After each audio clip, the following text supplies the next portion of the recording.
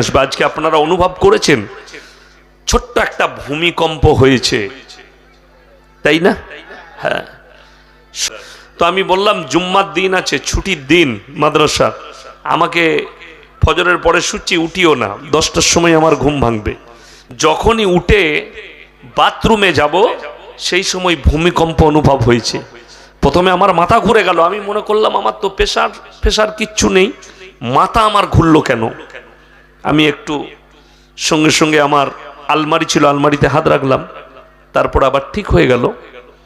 তারপরেক্ষণেই আমি সোফাতে বসে চা খাবো, গিন্নি চা বানাচ্ছে, আমি মোবাইল খোলা মাত্র দেখলাম এক্ষুনি ভূমিকম্প অনুভব হলো। বাংলাদেশ, ভারত কম্পন দেখা দিয়েছে। আল্লাহর কসম, এই যে ভূমিকম্প, এগুলো আল্লাহ তাআলা সিগন্যাল দিচ্ছেন মানুষকে। এখন আমাদের দেশের বৈজ্ঞানিকরা খুব ভালো জানে, তো কিছু কিছু বৈজ্ঞানিক বলছে প্লেটটা সরে গেছে, কি জানি কোন শালা প্লেট ভরে হলো ওই জানে, আমরা জানি না। মৌলবীরা আমরা কি জানি, ইয়া আইয়ুহান নাসু তাকু রাব্বাকুম ইন্না জালজালাতাশ শাআতি শাইউন আযীম। মারাত্মক আয়াত কোরআনের, সূরা হজ। আল্লাহ তাআলা বললেন ইয়া আইয়ুহান নাসু তাকু রাব্বাকুম ইন্না জালজালাতাশ শাআতি শাইউন আযীম। জালজালা মানে হচ্ছে ভূমিকম্প। হে আমার নবী, যেদিনে পৃথিবীটাকে ভূমিকম্পে আমি আল্লাহ তছনছ করে দেব। আল্লাহর নবী কাঁদলেন, চোখে পানি, নবীজির দাড়ি মুবারকে পানি। আল্লাহ সেদিনে পৃথিবীর নারী পুরুষের অবস্থা কি হবে। আমার আল্লাহ জিবরিল আমিনকে পাঠালেন। পরের আয়াত, ইয়াউমা তারাউনাহা তাযহালু কুল্লু মুরদিয়াতিন আম্মা ওয়ারদাত ওয়া তাদা কুল্লু দাতিন হামলিন হামলাহা ওয়া তারান নাসা সুকারা ওয়া মা হুম বিসুকারা ওয়ালাকিন্না আযাবাল্লাহি শাদীদ। আপনার চোখ দিয়ে পানি আসবে। আল্লাহ বললেন, হে আমার নবী, সেদিনে দেখতে পাবে, পৃথিবীর মানুষ তোমরা দেখতে পাবে যেদিনে আমি পৃথিবীটাকে ভূমিকম্পে তছনছ করে দেব।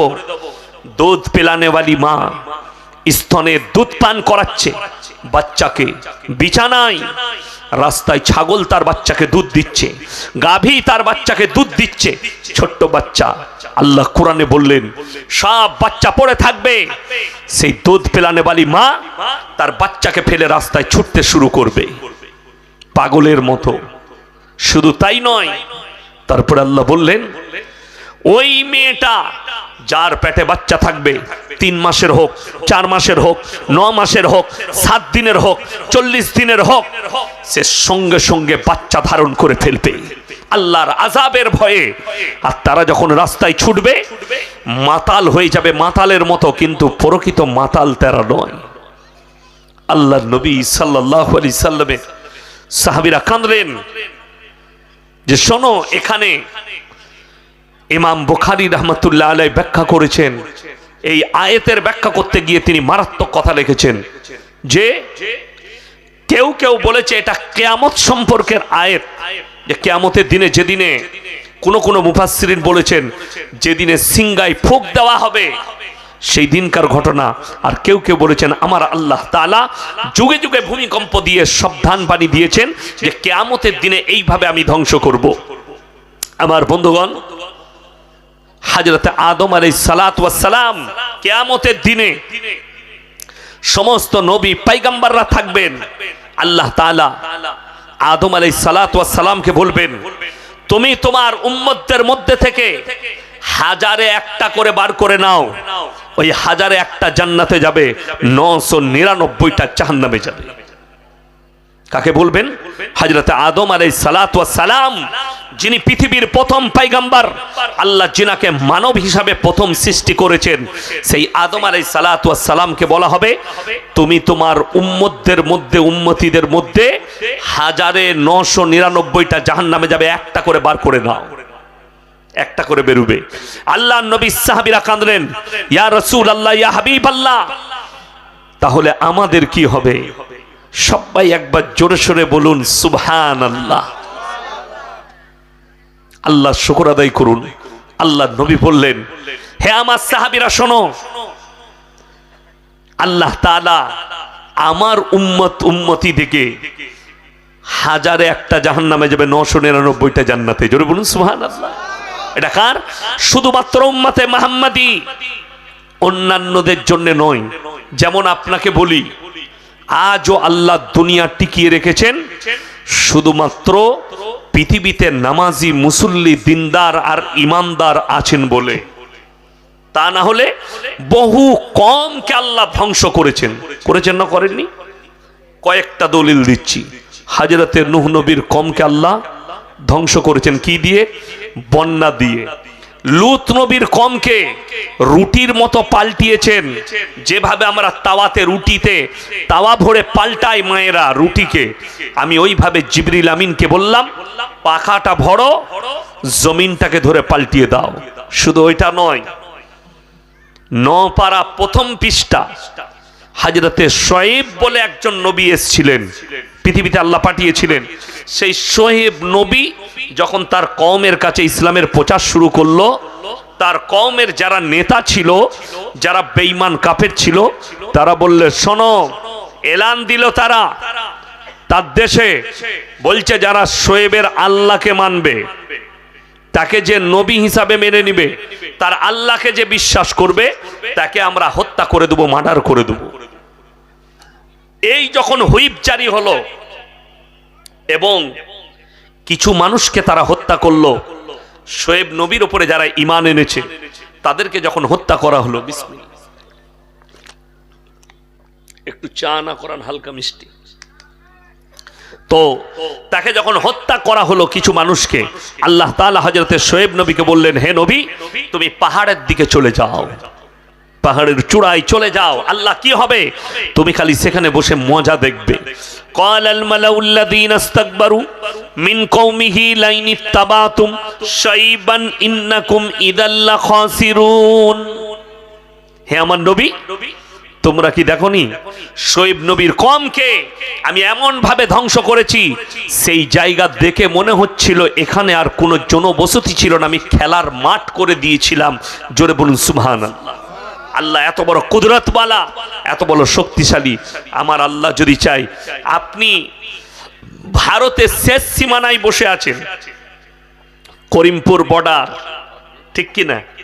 ভারতের এটা শেষ সীমানা, এরপরে বাংলাদেশ, অপর দিকে মুম্বাই, আরব সাগর শেষ প্রান্তর। আমার বন্ধুগণ, আপনি যদি মনে করেন আমার বাড়ি থেকে দীঘা 500 কিলোমিটার দূরে, আমাদের কিছুই হবে না, আল্লাহর কসম, আমার আল্লাহ যদি ইচ্ছা করেন দীঘার এমন একটা ঢেউ তুলবে, গোটা করিমপুর সহ মুর্শিদাবাদ সহ গুটিয়ে দরিয়ায় ভরে দিতে পারে। পারেন না? পারেন না? এটা আমার আল্লাহর শক্তি আছে। তাই আপনাকে মাথা নত করতে হবে। ফেরেশতারা যে অবজেকশন দিয়েছে, অবজেকশনটা সত্য না মিথ্যা? সত্য। আজকে পৃথিবীতে মারাত্মকভাবে 3টে জিনিসের লড়াই শুরু হয়েছে পৃথিবী জুড়ে। কটা বললাম? 3টে। নাম্বার 1, টাকা পয়সার কম্পিটিশন, কে কত বড় লোক হতে পারে। ওই জন্যই তো মানুষ চিন্তা করেনি হারাম হালালের, আমাকে সুদ খেয়ে হলেও বড় লোক হতে হবে। যেহেতু পাড়ায় একজন বড় লোক আছে, সে তাকে আল্লাহ দিয়েছে, একজন মার্বেল ব্যবসায়ী, একজন ভাটার ব্যবসায়ী, একজন আপনার ধানের ব্যবসায়ী, সে 4 চাকা গাড়ি কিনেছে। তো আমার বেটা বেটিরাও দেখবে, পাড়ার লোক দেখবে আমি একজন বড় লোক, তাতে আমাকে হারাম উপার্জন করেও আমাকে বড় লোক হতে হবে। আপনি উপার্জন করছেন, সুদটাকে বেছে নিয়েছেন, আপনি বেছে নিয়েছেন চুরিটাকে, আপনি বেচেছেন মদ, আপনি বেচেছেন গাঁজা, আপনি বেছে নিয়েছেন অন্যান্য আরো সব হারাম কাজ, যার দ্বারা আপনি বড় লোক হবেন। এই পৃথিবীতে কম্পিটিশন শুরু হয়েছে, কার কত টাকা আছে, কে কত বড় লোক। নাম্বার 2, চেয়ারের কম্পিটিশন, কে কোন পদটা পাবে, কম্পিটিশন। আমি কি করে ইয়াসিন চেয়ারটা পাই, তাতে 2-4টা মার্ডার হয়, তা হোক, আমি যেন জিতে যাই, আমি যেন পদ পেয়ে যাই। মারাত্মকভাবে পদের লড়াই। নাম্বার 3, পৃথিবীর বুকে যে মারাত্মক যেটা চলছে সেটা হচ্ছে ধর্মের লড়াই। সবাই বলছে আমারটা সত্য, বলছে না বলেনি? সবাই বলছে আমারটা সত্য। এখন পৃথিবী জুড়ে কত ধর্ম আছে। আমি একদিন মোবাইলে দেখছিলাম ৩৫০০-এর বেশি ধর্ম আছে পৃথিবীতে। কত বললাম? ৩৫০০-এর বেশি ধর্ম আমি মোবাইলে দেখছিলাম, যদিও আমার জানা নেই। দেখুন, আমি যেটা জানি না সেটা আমি সত্য বলি, আমি জানি না, কিন্তু মোবাইলে দেখলাম যে গোটা পৃথিবীতে ৩৫০০-এর ভেতরে বেশি ধর্ম আছে। আমরা সবাই আল্লাহর প্রতি বিশ্বাস এনেছি, আর আমাদের বিশ্বাস আছে, সকলে জোরে বলুন ইনশাআল্লাহ।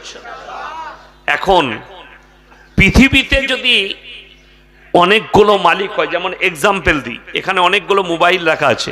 এখানে আপনারা যারা বসে আছেন যুবকরা, সবারই কাছে একটা করে মোবাইল আছে, আছে না নয়? সবারই কাছে একই কোম্পানির মোবাইল আছে, বিভিন্ন। আমার এটা ওপো আছে, স্যামসুং আছে, অ্যাপেল আছে, ভিভো আছে, আপনার এলজি আছে, বিভিন্ন কোম্পানির। সববারই মডেলগুলো আলাদা না এক? আলাদা। তার কারণ কি বলতে পারবেন? মডেলগুলো কেন আলাদা? কাজ কিন্তু একই। কাজ একই না একই নয়? কাজ একই সবটাই। এটাতেও ভিডিও হচ্ছে, ওটাতেও হয়, এটাতেও ফোনে কথা, ওটাতেও হয়, এটাতেও মেমোরি আছে, ওটাতেও সব একই, মডেল খালি আলাদা। যদি বলেন কেন? মালিক আলাদা বলে মডেল আলাদা। আল্লাহর কসম, পৃথিবীর ৮০০ কোটি মানুষকে এক কাছে করো, সব বাড়ির দুটো হাত, দুটো চোখ, একটা নাক, একটা মুখ, দুটো কান, দুটো পা, একই রকম গঠন দিয়েছি, আমার মডেলে তোমরা পার্থক্য খুঁজে পাবে না। জোরে বলুন সুবহানাল্লাহ। কোরআনে ওই জন্য আছে, লাউ কানা ফীহিমা আলিয়াতুন ইল্লাল্লাহু লাফাসাদাতা। আমি আল্লাহ ছাড়া পৃথিবীতে আর একটা আল্লাহ হলে পৃথিবীতে মারামারি আর বিভ্রাট সৃষ্টি হতো। কোরআন এটা। আমি আল্লাহ ছাড়া আর একটা আল্লাহ হলেই পৃথিবীতে মারামারি হয়ে যেত। হতো না? হতো না? মালিক কজন পৃথিবীর? একজন। তার আরো উদাহরণ দিই, আপনাদের মনে পড়বে কিনা জানি না। আজ থেকে মনে হয় 2000 কত সাল হবে, 5 বছর হবে কম বেশি। সেই দিনও আমি মুর্শিদাবাদে জলসা ছিল। একবারই ভোরের বেলায় ফজরের পরে পরে মুর্শিদাবাদের বালির ঘাটে একটা বাস পড়েছিল পানিতে, মনে পড়ে? ওটা একটা ঝিলের ওপরে পড়েছিল। সেই বাসের 44 জন যাত্রী মারা গিয়েছিলেন। ঠিক বললাম না? সেখানে হিন্দু মুসলিম বিভিন্ন ধর্মের মানুষ ছিল না? ছিল না? আচ্ছা, অনেকগুলো যদি আল্লাহ হতো, ভগবান তারগুলো বার করলো না? যে আমারগুলো বার করলে আল্লাহরগুলো মরছে মরুক। আল্লাহ নিজেরটা বার করলেন না, যে আমারটা বার করলেই ভগবানের গুলো মরুক? সবাই মারা গেছে না যায়নি? জানতে হবে সেখানে প্রত্যেকটা মানুষ, হিন্দু মুসলিম খ্রিস্টান যেই ছিল, সবাই মারা গেছে। প্রত্যেকটা ধর্মের মানুষ যতজন বাসে ছিল সবাই মারা গেছে। মানে এদের মালিক একজন। মালিক কজন? একজন। যদি অনেকগুলো মালিক হতো, সবাই নিজের নিজের মালটাকে ঠিক কাটিং করে বার করে নিত। ঠিক কিনা? সবারই মালিক একজন, ওই জন্য সকলে মারা গেছে। আপনাদের এখানে বৃষ্টি হয় না? হয় না? আচ্ছা, মুসলিমদের আলাদা, হিন্দুদের আলাদা হয়? সবই এক। বন্যা এলে সকলের বন্যা আসে না? আসে না? সকলের উপরে আসে। জানবেন, বন্যা যখন আসছে হিন্দু মুসলিম দেখে না, বৃষ্টি হিন্দু মুসলিম দেখে না, ঝড় দেখে না, বজ্র দেখে না। তার মানে এই সকল জিনিসের মালিক হচ্ছেন একজন। 2 জন 4 জন 5 জন 10 জন 15 জন নয়। তাহলেই ঝামেলা। এই যে বৃষ্টি, এই বৃষ্টিটা যদি পঞ্চায়েত প্রধানের হাতে হতো, তার পিঠের চাম থাকতো? কথা বলেন। জলসা হচ্ছে আপনাদের, এখন পঞ্চায়েত প্রধান বৃষ্টি দিয়ে দিল, এই গ্রামের লোক ছেড়ে দিত? চলতো সালাকে দেখি একবার, কত বড় আসপর্দা। সে আর ঘরে শুতে পেত না, পালাতে হতো তাকে দেশ ছেড়ে। ওই জন্যে আমরা জব্দ, এই প্রকৃতিকে যতগুলো বিপদ আসে সব আল্লাহর হাতে। ভূমিকম্প আল্লাহর হাতে। আল্লাহর কসম, সাবধান হয়ে যান। এই জমিন আপনি খালি মনে করেন না যে জাপানে ভূমিকম্প হয়ে সব ধ্বংসস্তূপ হয়ে গেছে, আপনার ফিলিস্তিনে ভূমিকম্প হয়েছে, আরবে হয়েছে, ইরানে হয়েছে, ইরাকে হয়েছে, আপনার দেশে হবে না এমন কোনো মানে নেই। আপনিও চোখে দেখতে পাবেন। আমি তখন গুজরাটে পড়াশোনা করি, 2000 কত সাল হবে, এক হবে না হলে 2000 সালই হবে, আমার মনে নেই। আমি তখন তালবিলিম স্টুডেন্ট, মাদ্রাসা জামিয়াতুল কিরাত কাফলেতা। দিনটা মনে আছে, শুক্রবার, জুম্মার দিন ছিল। সকাল খুব জোর হলে 7:30 থেকে 8টা হবে সময়। আমরা তালবিলিমরা মাদ্রাসায় পড়লে ছুটির দিনে শুক্রবার বৃহস্পতিবার আমরা খেলা করি। তো আমার একটু নেশা ছিল কবাডি খেলা, ক্রিকেট খেলার। আমরা ময়দানে ক্রিকেট খেলছি। আমরা যখনই ভূমিকম্প স্টার্ট হয়েছে, যতজন আমরা ছিলাম 30 থেকে 40 জন, সব আমরা জমিনে বসে গেছি, মাথা ঘুরতে লেগেছে। আমরা আমাদের মাদ্রাসার বিল্ডিং দেখতে পাচ্ছি, প্রায় 150 ফুট লম্বা বিল্ডিং।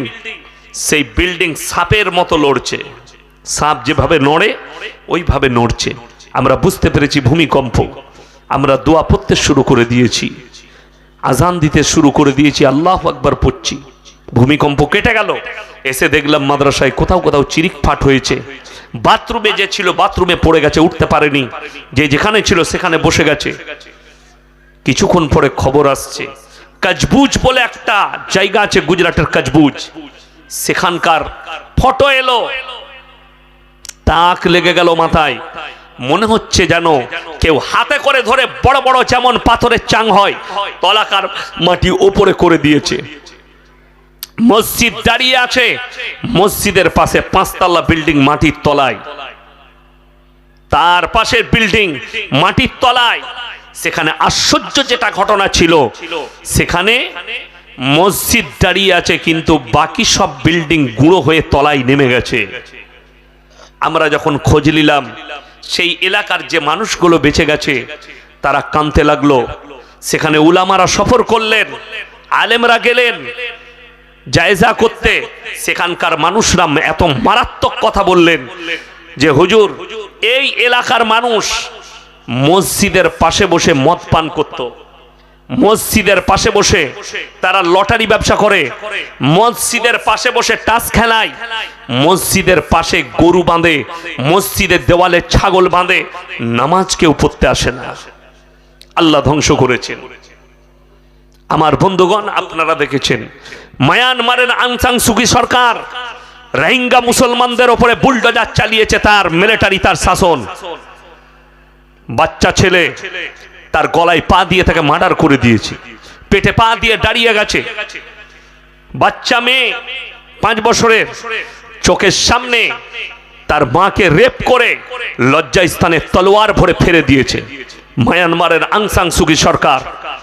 সে এখন রাজত্বে নেই, জেলের কুঠরিতে আছে আং সান সুকি। আমার বন্ধুগণ, সেখানে নির্মল ভাবে অত্যাচার চালিয়েছে রোহিঙ্গাদের উপরে। রোহিঙ্গারা বাংলাদেশে পালিয়ে এসছে। মিডিয়ার সামনে একটা বাচ্চা মেয়ে, 5-7 বছর বয়স হবে, তার কোলে একটা 3 বছরের বাচ্চা আছে। শরীরে কাদা পানি লেগে আছে, জামা কাপড় নেই, জামাতে কাদা। কোথায়? বলে আমি জঙ্গলের ভেতরে ভেতরে আমি হেঁটে এসছি, পানি পাইনি। আমার এই বোন কান্না করেছে, আমি গাছের কচি কচি পাতা ছিঁড়ে তার মুখে পড়েছি, নালার পানি পান করেছি। গোটা পৃথিবী নীরব হয়ে তাকিয়ে দেখেছে তাদের হত্যা লীলা। আমি আমার উস্তাদে মহতারাম দারুল উলুম দেওবন্দের উস্তাদ হযরত মাওলানা মুফতি ইউসুফ সাহেব তাউলি, হাদিসের উস্তাদ, আমি জিজ্ঞেস করলাম, হযরত आप तो म्यांमार जाते रहते हैं, बांग्लादेश का सफर होते रहते हैं, इसके बारे में आप क्या कहना चाहते हैं? वहां का मुसलमान कैसे हैं? उन्हीं अजीब व गरीब कथा बोलें को वो जो रोहिंगा मुसलमान है, ना इन लोगों के पास दीन है, ना ये लोग नमाज पढ़ता था, ना ये लोग दीन के ऊपर टिके हुए थे। এদের কাছে কিছুই ছিল না, যেমন একটা জঙ্গলি আদিবাসী বসবাস করে এরকম ভাবে তারা জীবন যাপন করছে। তাদের কাছে হারাম হালালের কোনো বিচারই ছিল না, তারা দিন ছিল না তাদের মধ্যে, তারা আল্লাহকে চিনার পরেও চিনতে পারত না। আমার বন্ধুগণ, আল্লাহর আযাব তাদের কাছে পৌঁছেছে। মাথায় রাখবেন, যখন কোন জাতি আল্লাহর দ্বীন থেকে সরে যাবে, কোরআনে আছে, যখন আল্লাহর হুকুম থেকে সরে যাবে, নবীর আদর্শ থেকে সরে যাবে, আমি আল্লাহ তাদের কাছে অত্যাচারী জালিম বাদশা পাঠিয়ে তাদের কাছে বদলা নেব। আপনি মাথায় রাখবেন, আপনার দেশের যে জালিম সরকার যারা মুসলমানদের উপরে বুলডোজার চালাতে চাইছে, ওটা তোমার আমলের বদৌলতে। আপনার আমার আমল ওটা বলছে। আপনার আমার আমল ঠিক হলে সব ঠিক হয়ে যেত। রাসূল আকরাম সাল্লাল্লাহু আলাইহি সাল্লামের হাদিস, আখরি জামানায় তোমরা দেখতে পাবে তোমার উম্মত উম্মতিদের মধ্যে এক শ্রেণীর মুসলমান, তারা মুশরিক আর কাফের হয়ে যাবে। আপনারা জানেন ভারতবর্ষে যে মুসলমান আছে, বাংলাদেশে অতগুলো মুসলমান নাই। বাংলাদেশে 11 কোটি মুসলমান। কত বললাম? 11 কোটি। ভারতবর্ষে 30 কোটি মুসলমান আছে। 30 কোটি। ভালো ভালো দেশে নেই, বড় বড় দেশ, ইন্দোনেশিয়া, মালয়েশিয়া, বড় বড় দেশে এত মুসলিম নেই যতটা ভারতবর্ষে আছে, বৃহত্তম দেশ। আপনি ভেবে দেখুন, মুসলমান রাজত্ব করেছে 850 বছর এই ভারতের মাটিতে। রাজত্ব কেন চলে গেল? তাকিয়ে দেখুন পৃথিবীর ইতিহাস খুলে। অটোমান সাম্রাজ্য, সুলতান আইয়ুবী, এই অটোমান সাম্রাজ্যের পতন হয়েছে তাদের নিজের দোষে, তাদের আমলের কারণে। আর তাদের পতন ঘটেছিল লাল সাগরে, পতন ঘটিয়েছিল ইতালির সাম্রাজ্য। তাদের পতন ঘটালো কেন? তাদের আমলের কারণে। তারা আইয়াসি হয়ে গিয়েছিল। আমাকে একজন বলল, গর্ব করে বলছে, জানেন নবাব সিরাজউদ্দৌলা এমন বাদশা ছিলেন, এমন রাজা ছিলেন, এমন একজন রাজা ছিলেন, তিনি এক টিন ঘিয়ে একটা পরোটা ভেজে খেতেন, তারপরে সেই ঘিটা গঙ্গায় ঢেলে দিতেন। আমি বললাম, আল্লাহর কাছে হিসেব দিতে হবে, যত বড়ই বাপের বেটা রাজা হোক। যদি এই ঘটনা সত্য হয়, যদি এই কাজ করে থাকে, আমার বন্ধুগণ, আমার ভাই, আপনারা কি মনে করছেন যারা গ্রামের বিচার করেন, যারা নেতা আছেন, যারা গ্রামের শাসন পেয়েছেন, যারা দেশের শাসন পেয়েছেন, কিয়ামতের দিনে আল্লাহ সবথেকে কঠিন হিসেব যেটা নেবেন, সেটার নাম হচ্ছে হক। কিসের বললাম? হকের। কেউ বাপের হক মেরেছে, কেউ মায়ের হক মেরেছে, কেউ চাচার হক মেরেছে, কেউ প্রতিবেশীর হক মেরেছে, আল্লাহ কঠিন হিসেব নেবেন। কেউ কোন বান্দা, আপনি নামাজ কম পড়েছেন, আমলটা কম আছে, নামাজ কার হক? আল্লাহর হক। আল্লাহর যতগুলো হক আছে, এই হক যদি কেউ মারে, আমার আল্লাহ ইচ্ছা করলে ক্ষমা করবেন। কিন্তু বান্দার হক যদি কেউ মারে, সেই বান্দা না ক্ষমা করা পর্যন্ত আমার আল্লাহ ক্ষমা করবেন না। ওই জন্য আমাদের দেশের লোকের একটা বড় কায়দা আছে। কায়দাটা কি বলুন তো? মানুষ মরে গেলে, মারা গেলে জানাজার ময়দানে দাঁড়িয়ে বলা হয় যে আমি অমুকের সন্তান, আমার বাপ যদি কিছু করে থাকে ক্ষমা করে দিবেন। বলে না? বলে না? বলা হয়। ঋণ যদি থাকে আমাদিকে বলবেন, আমরা পরিশোধ করব। ওয়াদা করে না? করে না? এতগুলো মুসল্লি মুমিন ব্যক্তির সামনে ওয়াদা করছে। 1 মাস হয়ে গেল, পাড়ার একজন দোকানদার এসে বলল, ভাই তোর আব্বা আমার দোকানে মোটামুটি 5,000 টাকা ধার খেয়েছে। তখন কি বলে জানে? কবরিলি বিজা। ঠিক বললাম না? ও মালার পাত্তা দেয় না। কিন্তু তোমার জানা আছে, তুমি যখন মুমিন ব্যক্তিদের সামনে ওয়াদা করেছো, আমার আব্বা যে ঋণ করে গেছে সেই ঋণ আমি পরিশোধ করব, তার কাছে যদি প্রুফ থাকে তুমি দিতে বাধ্য। আর সেই ঋণ যদি তুমি পরিশোধ না করো, সেই ঋণের দায়ী তোমার বাপ আর নয়, তুমি দায়ী হয়ে গেলে। তোমাকে ঋণ পরিশোধ করতে হবে, তা না হলে এই ঋণের বদলা তোমাকে কিয়ামতের দিনে তোমাকে দিতে হবে, তোমার বাপ দেবে না। যেহেতু তুমি এতগুলো মুমিন ব্যক্তির সামনে ওয়াদা করেছো। আর আল্লাহ তাআলা বললেন, যারা ওয়াদা খিলাফ করে তারা হচ্ছে মুনাফেক। মুনাফেকদের আলামত হচ্ছে ওয়াদা খিলাফ করে। ওই জন্যে জলসায় আপনি টাকা দিচ্ছেন, মসজিদে মাদ্রাসায়, ঠিক আছে, ওয়াদা করে ওয়াদা খিলাফ করবেন না। তাতে আপনি দিবেন না, তাও ভালো। 100 টাকা দেন, 1000 দিবার দরকার নাই, কিন্তু দিবেন। অনেকজন জলসায় জোসে লিখে দিলে 5000 টাকা হুজুর লিখে দিলে, এখন মসজিদ কমিটির চপ্পল ছিঁড়ে গেল তার কাছে টাকা আদায় করতে করতে। ঠিক বললাম না ভুল বললাম? কেন ওয়াদা করবেন? আপনার জানা আছে ওয়াদার কি, ওয়াদার গুনাহ কি? কিয়ামতের দিনেও আপনাকে ওয়াদা আদা করতে হবে। যেহেতু আপনি ওয়াদা করেছেন, এতগুলো মুমিন ব্যক্তিকে সাক্ষী রেখে আমাদের মুসলমানরা খালি মনে করে আমি মুখে দাঁড়িয়ে একটা কথা বলে দিলাম, এটার ভ্যালু না দিলেও চলবে। ভ্যালু দিতে হবে আপনাকে। এটা ইসলাম, এটা ছেলে খেলার কোনো ধর্ম নয়।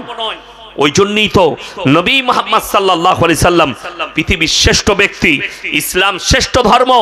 আল্লাহর কাছে পৃথিবীতে যতগুলো মানোনীত ধর্ম আছে, ইসলাম ছাড়া একটা ধর্মও আমার আল্লাহর কাছে মানোনীত নয়, ইসলাম ছাড়া। এটা মাথায় রাখবেন আমার বন্ধুগণ, আমার ভাই। সবাই আজ থেকে নিয়ত করুন তো আমরা মুমিন হব ইনশাআল্লাহ। হাত তুলে বলুন মুমিন হব ইনশাআল্লাহ। হ্যাঁ, নিয়ত করুন মুমিন হব। আর মুমিন হতে গেলে সর্বপ্রথম জীবনে ত্যাগ স্বীকার করতে হবে। ত্যাগ, ত্যাগ কাকে বলে জানেন? ত্যাগ কুরবানি, ইসলামের ভাষায় কুরবানি। আমরা কুরবানি করি না? কুরবানি মানে কি? ত্যাগ।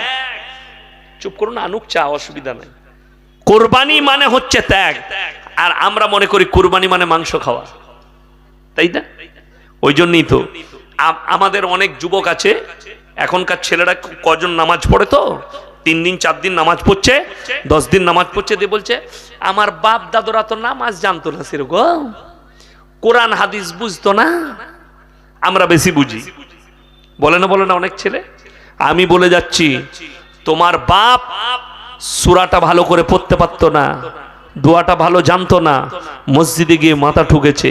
কিন্তু জানেন, কোরআনকে জিজ্ঞেস করুন, সাবিকুনা সাবিকুন উলাইকাল মুকাররাবুন ফি জান্নাতিন নাঈম সুল্লাতুম মিনাল আউয়ালিন ওয়া কলিলুম মিনাল আখিরিন। হে নবী বলে দাও, তোমাদের মধ্যে থেকে অল্প সংখ্যক আর তোমাদের পূর্ববর্তীদের মধ্যে থেকে বেশি সংখ্যক লোক জান্নাতে প্রবেশ করবে। তোমার বাপ-দাদুদের মধ্যে বেশিরভাগ লোক জান্নাতে যাবে। কেন? আগেকার যুগে, এই যারা আমার বাপের বয়সী আছেন আপনারা শুনবেন, আগেকার যুগে এই আমার বাপ চাচারা, এরা নিজেদের বাড়িতে গরু পেলে তারপরে কুরবানি দিত। ঠিক বললাম না? বাড়ির গরু।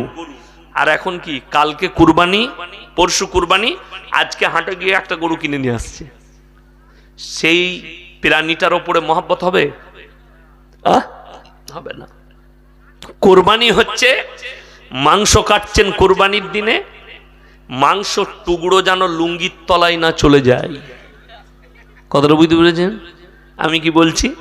মাংস কাটতে কাটতে বেশ ভালো খান্ডা চলে গেল তলায়, কেউ দেখতে পাইনি, চলবে না। কুরবানি ওইখানেই শেষ।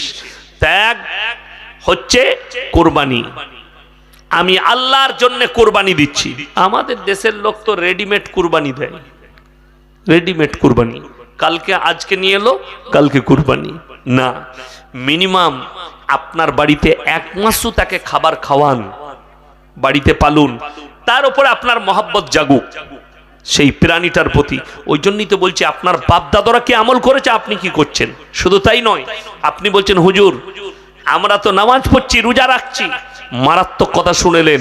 নামাজ তুমি পড়ছো কিন্তু ভাইয়ের সঙ্গে কথা নেই, নামাজ তুমি পড়ছো মায়ের সঙ্গে ভালো ব্যবহার নেই, নামাজ তুমি পড়ছো বোনের সঙ্গে ভালো ব্যবহার নেই, নামাজ তুমি পড়ছো পরিবারের সঙ্গে ভালো ব্যবহার করো না। আজকে তো ভাইয়ে ভাইয়ে কথা নেই, মা বেটাতে কথা নেই, যায় যায় কথা নেই, বুনে বুনে কথা নেই, প্রতিবেশীর সাথে কথা নেই। ঠিক বললাম না ভুল বললাম? অথচ সে মসজিদে 5 কাতারে নামাজ পড়ছে, জান্নাতের আশা করে বসে আছেন, জান্নাতের খুশবু পাবেন নাকি সন্দেহ আছে। আপনি ভালো করে নিজেকে তৈরি করুন। আমরা তো ইসলাম মানে কি বুঝেছে? নামাজ, রোজা, তসবিহ, তেলাওয়াত, হজ, যাকাত, এইটাই ইসলাম। ভুল। ইসলাম শুধু এটা নয়, মাথা থেকে পা পর্যন্ত পরিপূর্ণ একটা জীবন ব্যবস্থার নাম ইসলাম। সেই জীবন ব্যবস্থার ভেতরে আপনার চলা, আপনার উঠা, আপনার শোয়া, আপনার খাওয়া, আপনার বাথরুমে যাওয়া, আপনার বাজারে যাওয়া, আপনার পারিবারিক জীবন, সাংসারিক জীবন, অর্থনৈতিক জীবন, রাজনৈতিক জীবন, পুরোটাই হবে নবীজি সাল্লাল্লাহু আলাইহি সাল্লামের আদর্শ মোতাবেক। আজকে কষ্ট লাগে, আপনি বলছেন আমি ইমানদার। কেমন ইমানদার? রাজা কেমন হওয়া দরকার, নেতা কেমন হওয়া দরকার, আমি খালি ছুঁয়ে যাচ্ছি। এই জন্যই বলছি, রাগ করবেন না। আপনি আমার মুমিন ভাই, আপনি একজন নেতা, আপনি আমাদের চোখের সামনে জাহান্নামে যাবেন, এটা কিন্তু দৃষ্টিকটু, ঠিক কি না? কথা বলেন, কষ্ট হবে অনেক জনের। আমার কথা গায়ে লাগবে, আপনি রাতে শুয়ে ভাববেন। আচ্ছা বলুন তো, যে চুরি করে, যে চুরি করে সে অন্যায় কাজ করে না ভালো কাজ করে? অন্যায় কাজ। তাহলে আপনি যদি চুরি করে থাকেন, আপনার দিল আপনাকে বলবে আপনি অন্যায় করেছেন, আপনি ইস্তেগফার করুন আল্লাহর কাছে। কালকেই